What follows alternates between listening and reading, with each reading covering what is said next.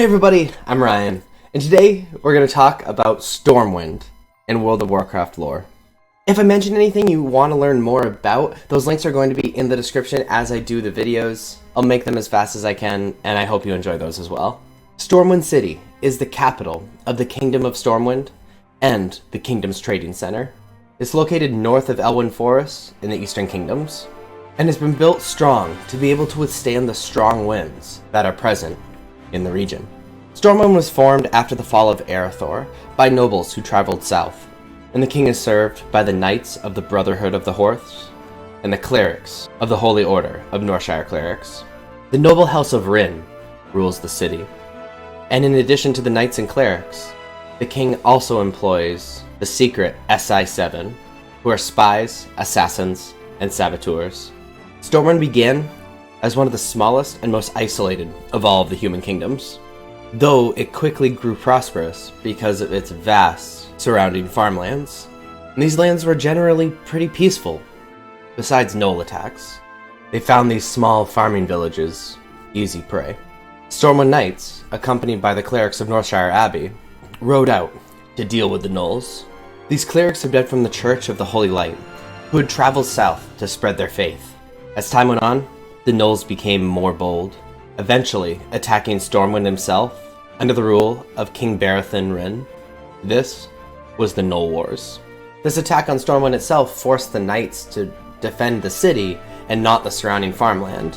What made matters worse is that other human kingdoms refused to send aid to Stormwind. Since trade with Stormwind was so rare, they wouldn't benefit at all from actually helping them. The only choice left was to assassinate the Gnoll Pack Lord, which Stormwind hoped would scatter the Gnoll packs. King Barathen himself and some knights snuck into the Gnoll camp and assassinated Pack Lord Garfang. And this worked. It scattered the Gnoll packs. From then on, King Barathen was known as Adamant and celebrated as a hero. After the war, Stormwind became even more isolationist, believing that they could deal with any threat on their own. Stormwind was also the home for the child Medivh, son of the guardian Aegwynn, and imbued with her own guardian powers. He was raised by the mage Nihilus, his father. Over many years, Stormwind farmers and settlers were pushing south into Gurubashi Troll territory, near the jungles of Stranglethorn Vale. And in response to this expansion, troll raiders began raiding settlements that were close to their border.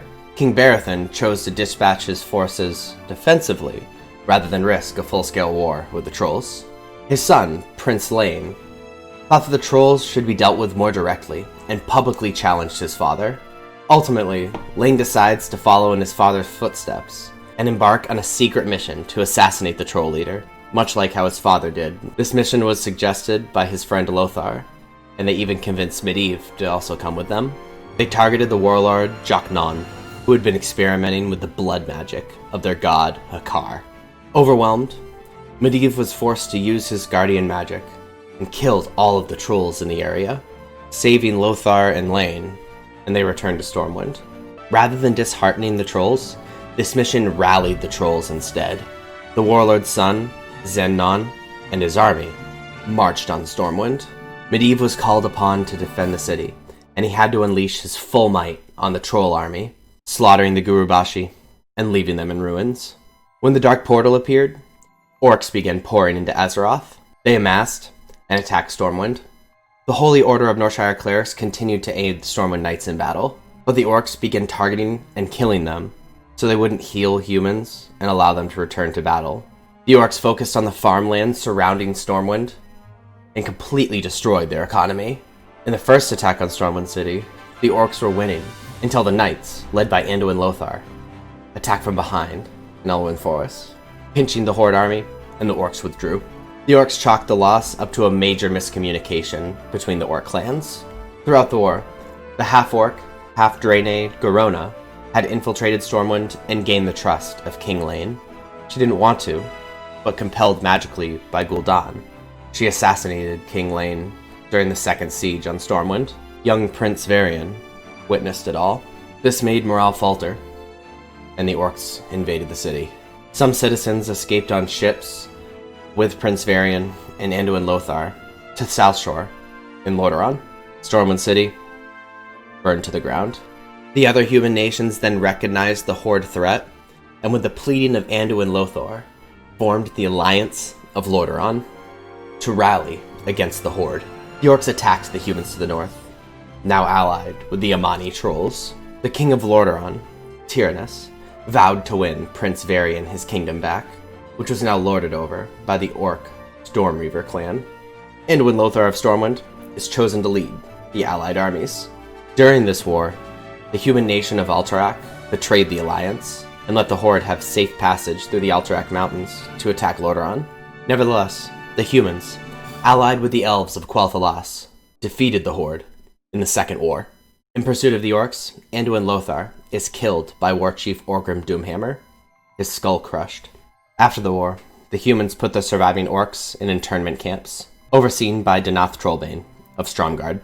Some orcs escaped and fled back into the Dark Portal, pursued by an Alliance expedition to close the portal, so that an invasion like that would never happen again.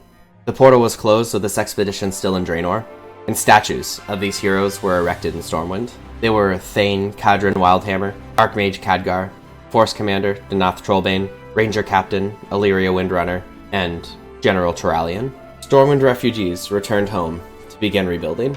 With funding money, helped with the Church of the Holy Light, Deathwing had his son and daughter, Nefarian and Onyxia, disguise themselves as human nobles to draw distrust among the human kingdoms. Their goal was to break up the Alliance.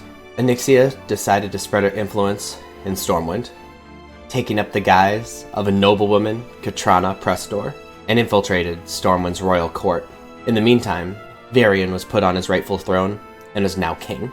He married noblewoman Tiffan Ellerian and had a son, who he named Anduin, after the hero who saved his life, Anduin Lothar. Lady Prestor, Onyxia, used her influence to try to get the Alliance to disintegrate. She also meddled with the rebuilding of Stormwind City. Lady Prestor got the nobility to be unsatisfied with the work of the Stonemasons Guild, and even got the nobles to withhold payment. The Stonemasons Guild rioted, and in the chaos, Queen Tiffan was killed, leaving Varian to care for their infant son. Varian cracked down on the Stonemasons Guild, and they fled into the rural areas of Westfall.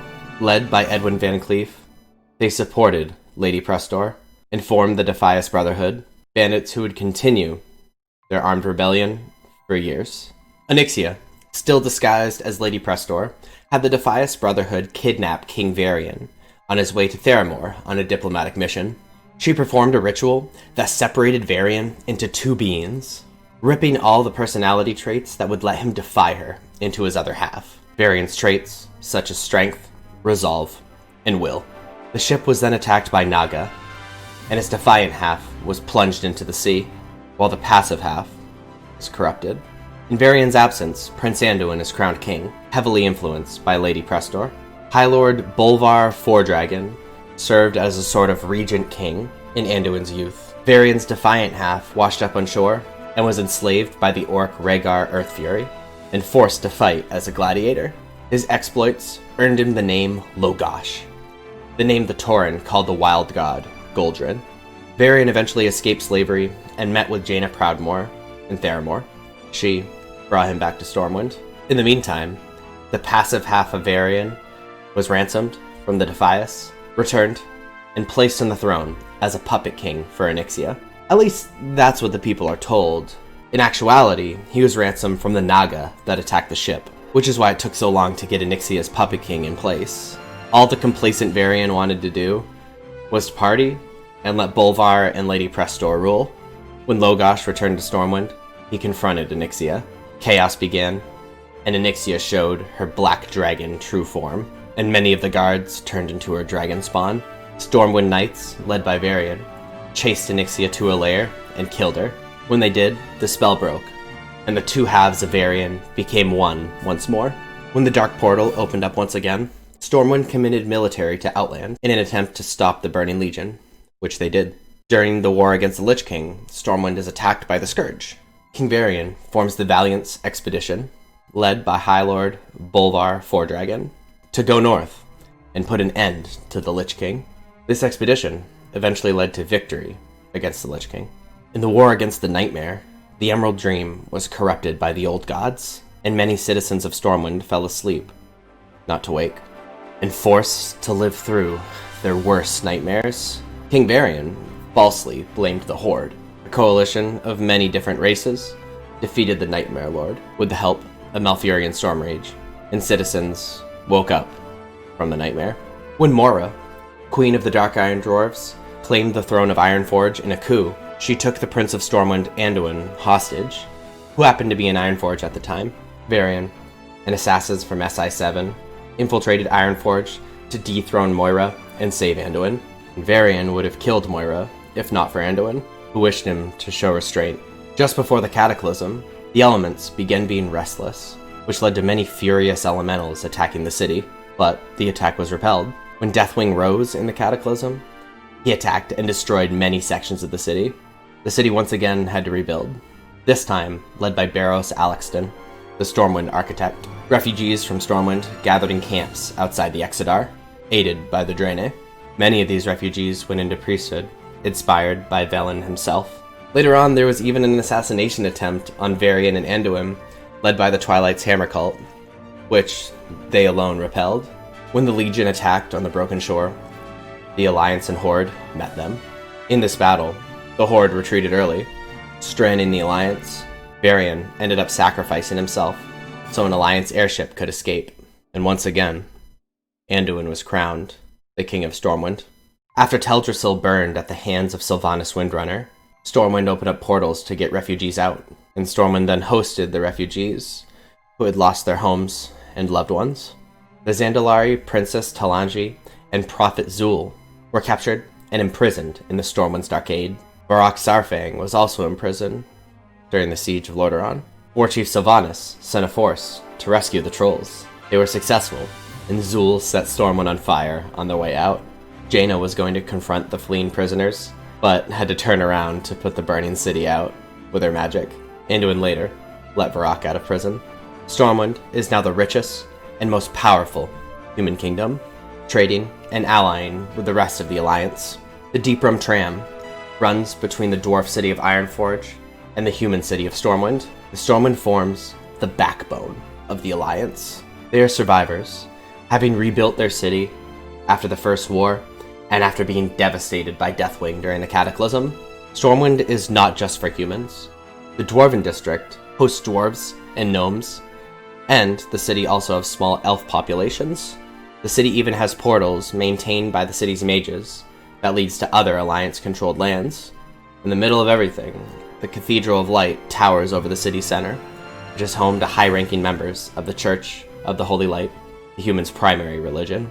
So hopefully you enjoyed this video on Stormwind, a kind of overview, run-through of the history and lore. And if you did enjoy it, please like, please subscribe, please tell me what you thought. I would really appreciate it. You should also check me out on other platforms, on Instagram, on Twitter, but especially on Twitch. My wife and I stream there pretty much every day, and we would love for you to join that community with us. Hope you have a wonderful day. Get a good night's sleep. I'll see you next time. Bye-bye.